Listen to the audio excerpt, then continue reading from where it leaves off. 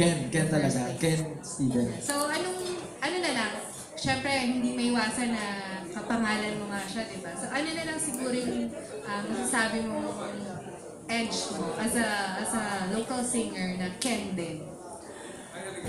Alam mo kasi tayong mga local singers na kagaya ko ay kung hindi natin alam yung mga foreign singers talagang bilib din sa mga talents ng local singers. Kaya naman hindi ko naman pwedeng ikumpara yung sarili ko kay Kencho sa kahit sa anumang foreign singers dahil alam ko na mas malayo yung mga narating nila. And ang nangyayari ngayon ay sila yung nagiging inspirasyon ko para maabot man o hindi ko itatanggi na gusto ko silang gayahin. Dahil maganda naman yung career path nila. Pwede kong gayahin si Kencho. Chinese siya, Chinese din ako. And bata pa lang ako, idol ko na yan eh. So, ako, hindi ako makikipag-competition sa mga foreign singers. Kundi gagawin ko silang inspirasyon ko. Thank you. Hello po. Hello. Hi, Ken. Congrats sa Hello po. finally may album ka. Nag-usapan lang natin ito the last time. Oo nga po eh. Ayun. Question ko sa'yo, how's the environment entering to recording studio Empire side since artista ka diba? So can you share naman? Malaking difference yung environment sa acting sa kumpara sa singing.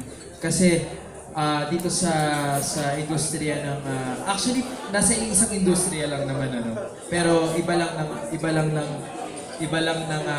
environment nga. Masasabi ko yung environment sa pagiging artista ay nakaka-challenge kasi hindi mo alam. Honestly, hindi mo alam kung sinong kalaban mo at sinong kakampi mo pagdating sa pagiging artista. Dahil iba ngayon ang takbo ang isip ng mga kasi naranasan ko yung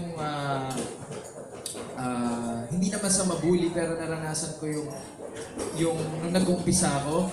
Hindi ko rin naman masasabing power tripping pero naranasan ko rin hindi ko rin naman masasabing maape. Hindi ko alam kung ano exact word eh.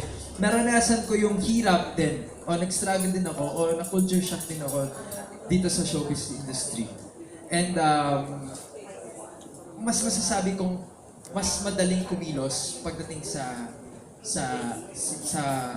recording industry kasi yung acting kasi napakalawak nung ginagalawan mo. Well, malawak din dito sa kasi pwede ka pati sa international. Ang hirap sagutin kung anong pag-difference sila. Basta ang alam ko lang, based on my experience, lahat, both part, enjoy ako sa singing environment ko, pati sa acting environment ko. Gusto ko yung mga taong nakakatrabaho ko. And kasi hindi pwedeng hindi maranasan yung malait ka o ma-down ka. Maranasan mo yan eh. Actually, gusto kong magpasalamat sa mga taong hindi naniwala sa akin nung una, sa mga taong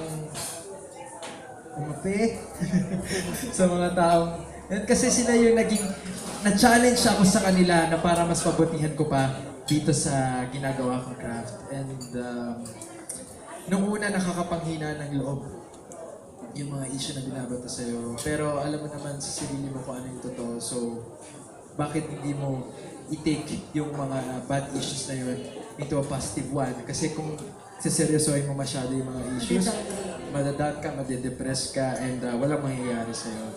Yep. Pero curious lang ako with regards dun sa songs dito sa album. Ano yung pinaka-challenging for you to record? Yung Born For You. Hindi ka, pag pinapakinggan si Mr. David Pomeranz, parang ang baba-baba lang ng kanta. Pero nung nirecord ko siya, napakataas niya.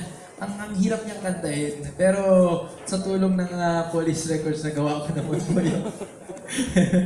yung kanta na yun. Pero doon po ako na-challenge sa Born For You. Thank Thank you you. po.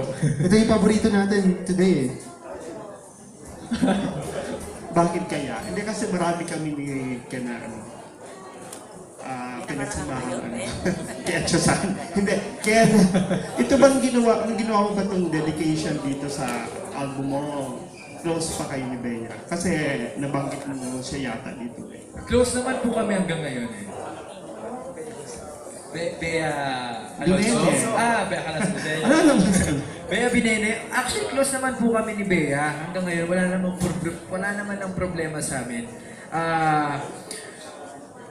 Dito nga po, di ba, nag-thank you po ako sa kanya. Sabi ko sa kanya dito, Yun nga.